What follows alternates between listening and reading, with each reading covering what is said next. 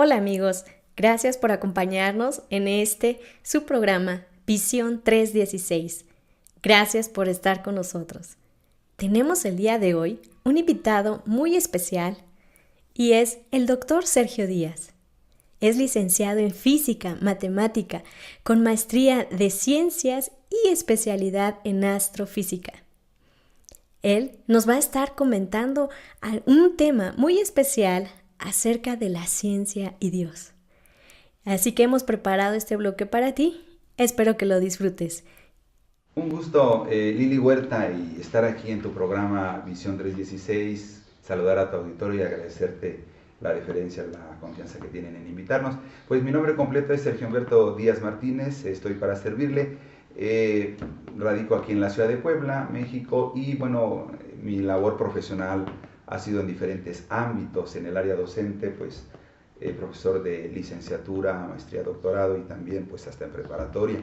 Quiero comentarles que también soy asesor de empresas en el área de liderazgo, control estadístico de procesos en general, organización y planeación de las empresas, y también, bueno, he trabajado en la administración educativa, soy conferencista y sobre todo me gusta pues platicar de temas, sobre todo que tengan un soporte de fuentes confiables. Entonces un placer estar aquí con ustedes. Sergio, coméntanos. Hemos visto que tu ministerio, Dios y la Ciencia, das conferencias y bueno, muchas personas no creen que la ciencia y Dios se lleven. ¿Y qué nos podrías decir tú en este tema? Bueno, pues les comento que desde hace 28 años, prácticamente, este 10 de mayo, 9 de mayo, hace 28 años que he estado trabajando sobre estos temas. La manera natural que yo tuve fue que procedo del área científica, y al tener yo un encuentro personal con Jesucristo, con el Dios que hizo los cielos y la tierra y con aquel que también es autor de nuestra salvación, yo combiné ese binomio. Y como científico he sido muy honesto y muy objetivo en cada una de las cosas que yo digo y en cada una de las conferencias que expongo. Esta serie de conferencias de Dios y la Ciencia son más de 20 temas. En esta mañana pues trataré de hacer un resumen de todas ellas. Claro que probablemente va a ser insuficiente, pero daré las cosas más importantes. Estas conferencias las hemos dado a lo ancho y largo del país y también en el extranjero, en ámbitos académicos. Por ejemplo, aquí en el país, pues estamos hablando del CINVESTAB, del Politécnico Nacional, estamos hablando de la Universidad Autónoma de Nuevo León, aquí en la ciudad de Puebla, en UPAEP, en Ibero, en la Universidad Madero. Anoche estuvimos justamente en la UAP, en la Benemérita Universidad Autónoma de Puebla, y siempre con ese enfoque científico, de acercarle al oyente, que son académicos, que son docentes, que son administrativos, que son público en general, evidencias científicas confiables y verídicas para que ellos tomen una decisión y comparen ese binomio. Nosotros estamos convencidos que el binomio ciencia y Dios se lleva y se llevan muy bien. Quiero decirles que por años y aún por centurias, por milenios, la humanidad ha estado creyendo que la ciencia y Dios no se llevan. Y esto no siempre ha sido así. En el devenir histórico de la humanidad, allá en el siglo XVII, cuando a través de Galileo y otros científicos se empieza a establecer formalmente la ciencia a través del llamado método científico, se empezó a establecer el concepto de variables. Cuando yo tengo un fenómeno, defino variables, y si esa variable la recolecto y después utilizo herramientas estadísticas, pues ese análisis me dice algo del fenómeno. De tal manera que cuando el enfoque científico empieza a agarrar fuerza, entonces hay gente que se separa de Dios. Antes de esto, un científico era teólogo. Un ejemplo muy claro lo es Isaac Newton. Él se le reconoce como teólogo, pero obviamente como científico, y todo el mundo conocemos a Isaac Newton. A partir del siglo XVII se bifurca este enfoque y unos siguen siendo creyentes y siguen desarrollando ciencia, y otros se van al ateísmo, al agnosticismo, realizando pues también ciencia.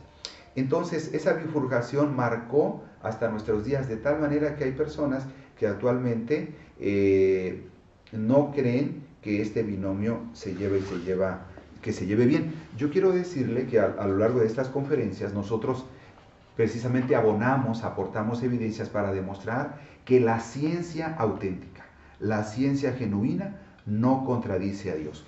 Y cuando yo hablo de Dios, quiero decirle que hablo del Dios de la Biblia. Estoy hablando de Jehová de los ejércitos, de Jesucristo, del Espíritu Santo, el autor de ese libro que es una joya literaria, si lo quieres ver desde la literatura, pero también es un libro que contiene palabras de vida eterna, palabras que nos llevan a conducir una vida integral, en la que uno busca el bienestar, el bien común, como hoy se habla en teorías de liderazgo, el bienestar para todos. Entonces, estas evidencias quisiera yo irlas aportando en esta plática que tengo con ustedes. Por ejemplo, el amigo Isaac Newton es uno de los científicos más célebres de la antigüedad. A él se le debe pues todo el desarrollo de lo que hoy se conoce como mecánica clásica o mecánica newtoniana debido a él. Este hombre, inglés, físico y teólogo, no tenía problemas entre ciencia y Dios. Por ejemplo, sus biógrafos más reconocidos establecen que él leía la Biblia, leía la palabra de Dios y también hacía ciencia. Y no había ningún conflicto, como no lo hay también hoy en científicos como un servidor que desarrollamos modelos científicos, los aplicamos a la industria y también somos creyentes. Creemos, como Newton, que la ciencia y Dios no se contradicen. Por ejemplo, él, leyendo la Biblia, en el libro de Isaías, uno de los libros de la Biblia, encuentra que la tierra cuelga sobre nada.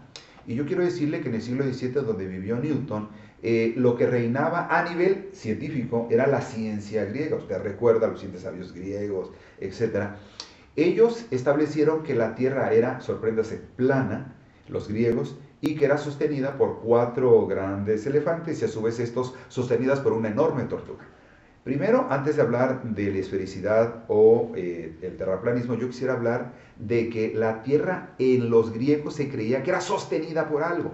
Entonces, en la época de Newton, los científicos creían a los griegos. Y Newton, al encontrar esto en la Biblia, dijo, ok, tengo 2 posibilidades. O le creo a la ciencia griega o le creo a Dios. Él, como teólogo, se aventuró, se echó el paquete delante de la comunidad científica internacional de decir, yo le apuesto a lo que dice la Biblia. Él, como creyente, como teólogo, dijo, si lo dice la Biblia, yo lo creo. Y entonces se lo llevó en un marco científico, como lo hemos hecho muchos científicos, esa porción, ese fragmento, esa frase que dice la Biblia, lo pongo como una hipótesis de investigación y digo, la tierra no cuelga sobre nada. Es decir, contradigo a los griegos de los elefantes y de la enorme tortuga.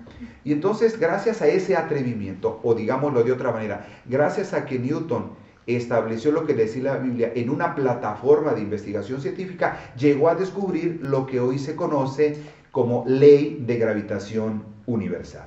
Nosotros sabemos que esta ley establece que cuando tenemos 2 cuerpos de masa M1 y M2, entre ellos, debido a las masas, ejercen entre sí una fuerza de atracción gravitacional como lo siente nuestro planeta debido al Sol o la Luna debido a la gravitación de la Tierra. Esa fuerza de atracción es directamente proporcional al producto de esas masas e inversamente proporcional al cuadrado de la distancia que separa los centros de masa salvo una constante G que tiene un valor ahí.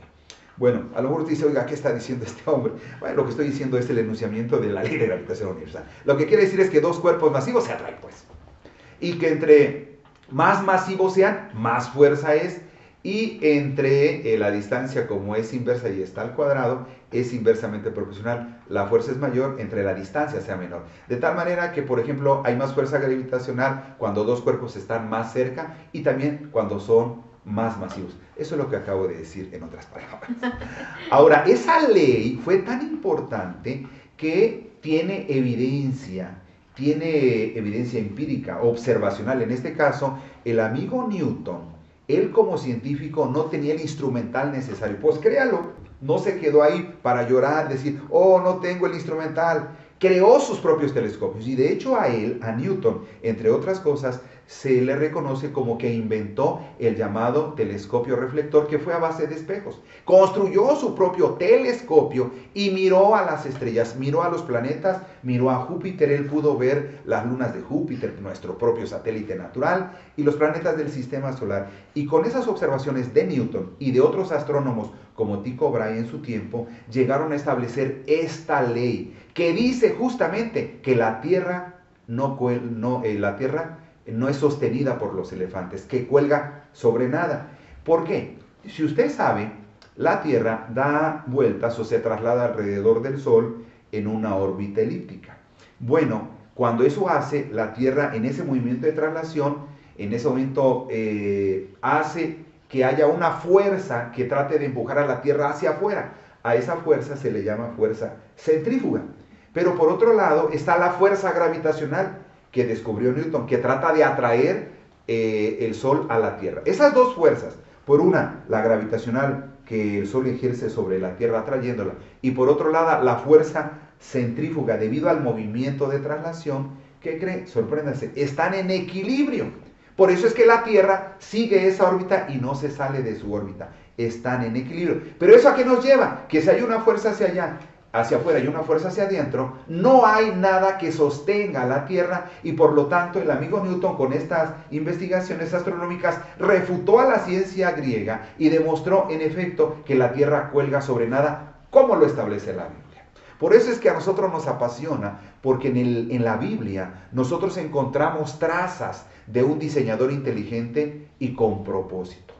Cuando nosotros leemos la Biblia con respeto, ¿verdad? Como puedo leer cualquier otro libro. Hay gente que desdeña la Biblia y lo respeto. Yo tengo amigos ateos, por ser ateos, gracias a Dios, y los saludo ahora, agnósticos, son mis amigos. Pero en las cuestiones de fe, yo les digo, aquí están las evidencias. Si tú eres honesto, si no eres necio en tu corazón, tú puedes decir, wow, yo veo aquí la evidencia clara y contundente que hay un Dios que está detrás gobernando, como dijera Newton, este planeta. De hecho, Newton escribió el libro más importante de la física clásica, que se llama Principios Naturales de la Filosofía Natural. Este libro es tan importante que ahí se establecen no solamente las 3 leyes del movimiento de los cuerpos, todo el movimiento de los cuerpos en dimensiones semejantes a la nuestra es explicada por esas 3 leyes. Y también ahí se incluye la ley de gravitación universal. Y este hombre, Newton, cuando escribió ese libro en su primera edición, sus colegas le demandaron, oye Newton, ¿y quién es el autor de esa fuerza? Ok, nosotros vemos que la luna la luna es atraída por la Tierra, pero ¿quién genera esa fuerza?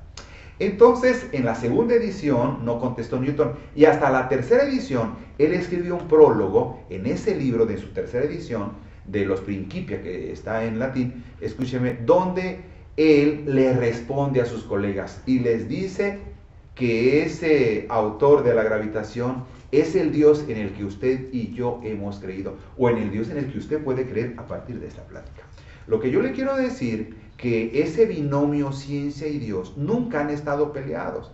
Desafortunadamente, mire, yo he hecho el análisis biográfico de muchos científicos de renombre mundial, de todos los tiempos, hasta ahora mismo, no solo de la antigüedad. Y yo encuentro una correlación estadística, los que están en estadística saben de qué le estoy hablando. Se relacionan 2 variables muy importantes. Aquel científico, mujer u hombre, que han hecho un impacto indeleble en la ciencia, ese hombre o esa mujer, no hay duda, ha sido creyente o es creyente. Y lo digo con respeto. Aquellos hombres que dicen que hace ciencia, pero lo único que hacen es replicar artículos de otros idiomas y traerlos al español y ponerlos en el SNI, en el Sistema Nacional de Investigadores, y que te den una beca por ser investigador nacional, eso no te hace científico. Oye, escúchame. El científico es aquel que hace una contribución nueva a la ciencia. Y usted me puede decir, oiga, ¿y usted qué habla? ¿Por qué se dice científico? Yo le voy a decir, por ejemplo, yo propuse un nuevo método para, ¿le gusta integrales por parciales?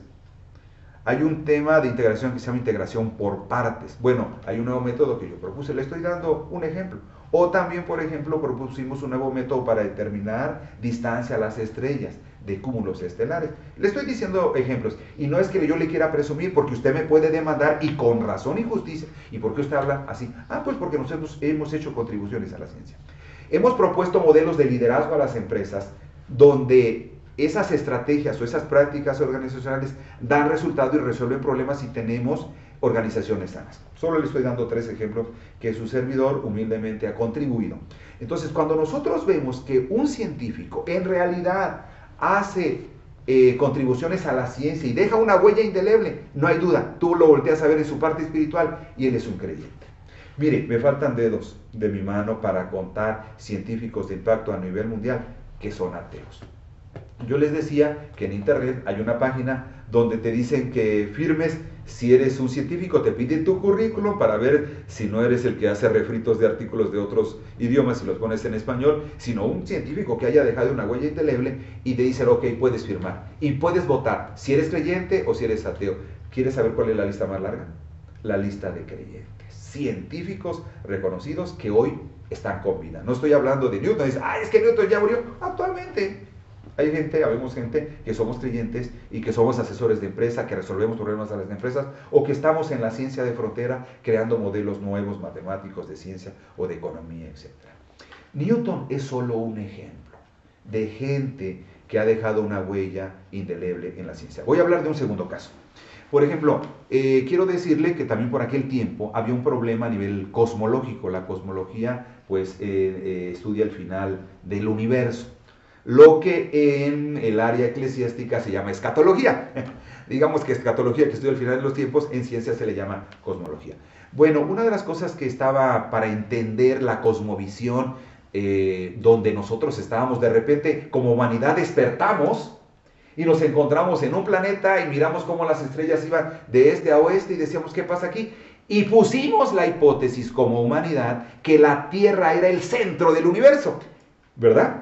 Era lógico pensar esto. Si usted va a un lugar donde no haya luz artificial, no sé, vaya al campo, va en una carretera, pues parece un momento y apague las luces. Oiga, es una cosa preciosa, un fenómeno espectacular. Y si usted se queda por lo menos dos o tres horas, va a ver que las estrellas pareciera que están girando alrededor de la Tierra. Y eso se supuso, que la Tierra era el centro, y se dio lugar a una teoría que se llama teoría geocéntrica. La teoría geocéntrica suponía entonces que el centro era la Tierra, de geo, tierra, y céntrica. Bien, por mucho tiempo esa teoría estuvo en boga, reinó, se creía, pues no que era la verdad, porque toda teoría, aprenda esto, no es verdad. La verdad absoluta se llama ley o principio, y la ley es la ley. Las teorías son teorías que pueden ser derrocadas. Y bueno, gracias a las investigaciones astronómicas que he mencionado, se llegó a comprobar que en efecto, la Tierra no era el centro, ya no diga del universo, ni siquiera del sistema solar. Y entonces, ¿dónde está la teoría geocéntrica? En la basura. Claro, mi amigo, no te ofendas, en los anales de la historia de la ciencia. Está bien, pero está en la basura. No sirve esa teoría. Toda teoría que se emite científica debe sufrir el fuego de la experimentación. Y su autor no dice nada. Un científico que le desecha su teoría dice, gracias, me equivoqué, creía que era eso. Era hipótesis, suposición, creencia. Bien, ¿qué sucedió después de que la teoría geocéntrica se fue a la basura? Vino otra teoría. La ciencia no acaba. Y vino la teoría que también hoy se conoce como teoría heliocéntrica. Bueno, la teoría heliocéntrica ahora suponía, usted debe entender que la ciencia con enfoque cuantitativo, porque luego hablaré de un enfoque cualitativo, el enfoque, la investigación cuantitativa se basa en hipótesis a priori, antes de hacer recolección de datos. Hago hipótesis y luego las demuestro. Bien, la siguiente hipótesis fue suponer que no la Tierra, sino ahora el Sol era el centro ya no del universo. Fuimos menos ambiciosos como humanidad. Dijimos, muy bien, centro del sistema solar. Y bueno, reinó esa teoría, como otras teorías, como la teoría de la evolución, que un día hablaremos de ella, que está en decadencia. La teoría heliocéntrica sufrió también el fuego de la experimentación. Y gracias a telescopios más elaborados y observaciones de cuerpos astronómicos, por ejemplo, se observó a Marte. Marte, si usted lo observa desde la Tierra en el cielo, sigue una trayectoria así, va hacia el frente y de repente hace un bucle, como que se regresa y luego vuelve a ir hacia el frente. Repito, Marte viene en esta trayectoria hacia el cielo, en el movimiento aparente, luego se regresa tantito y vuelve a ir al frente. Eso no se puede explicar en un modelo heliocéntrico, es decir, que el Sol está en el centro y la Tierra o la Marte da vueltas en órbitas circulares, porque no se podría regresar, ¿sí o no? Entonces, esa evidencia observacional, ¡pum!, de golpe y porrazo, echó a la basura, ¿qué teoría? La teoría heliocéntrica. Así que las cosas estaban así cuando aparece un creyente, y la gloria sea para nuestro Dios. El nombre de ese científico creyente se llama Johannes Kepler. Apréndalo, mi amigo. Kepler, el amigo protestante. Imagínate los creyentes, cuando un día lleguemos al cielo y busquemos a Kepler, ¿qué onda, mi Kepler? Te pasaste, ¿sí? Te tumbaste las teorías. ¿Qué hizo Kepler? Kepler no se quedó en el nivel de teoría. Él llegó a nivel de leyes y él descubrió lo que hoy se llaman las leyes del movimiento planetario. ¡Wow! Usted dice, ¿y qué me importa? ¿No me sirve para comer eso? No le sirve para comer. Pero sí nos sirve para entender la cosmovisión. No es lo mismo creer que estamos en el centro del universo, que solo somos un planeta que da vueltas alrededor del Sol y que ese Sol se encuentra en una galaxia que está en unos extremos de la galaxia y que esa es una de las miles de galaxias que hay en el universo. Nos hace entender nuestra pequeñez y nos hace humilde de que no somos lo mejor de esta creación, aunque Dios nos hace los mejores. Le digo por aquellos que se sienten orgullosos y payasos y soberbios, yo la corro gruesa. ¿Sabes? Sitúate, mi hermano, mi amigo. Ese hombre llamado Kepler era cristiano. De hecho, a él se le conoce hoy por los historiadores reconocidos como el científico protestante. O sea, a él no le daba vergüenza decir que era cristiano, ¿verdad? Él decía, no me avergüenzo del evangelio, porque es poder de Dios para todo aquel que en él cree. Él, a donde iba, decía que era un cristiano. Y tanto es así que se le conoce como el científico protestante. Usted sabe que en aquel tiempo lo de la reforma y todo esto. Bueno, mi amigo, quiero decirle que el amigo Kepler escribió también un libro, como Newton.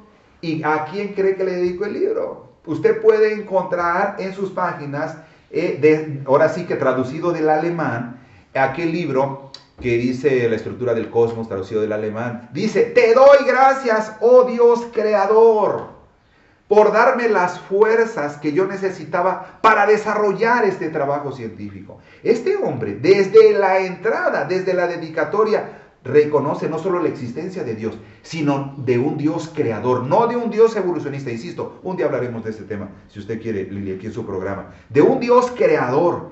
Si usted lee el libro de Génesis, encuentra que Dios no se presenta al inicio como un Dios todopoderoso, que lo es. No se presenta como un Dios amoroso, que también lo es. No se presenta como un Dios omnipotente, que también lo es. Se presenta como un Dios creador. Porque Él sabía que el problema, el talón de aquí del pensamiento humanista, iba a ser que Él le aceptaran como un Dios creador.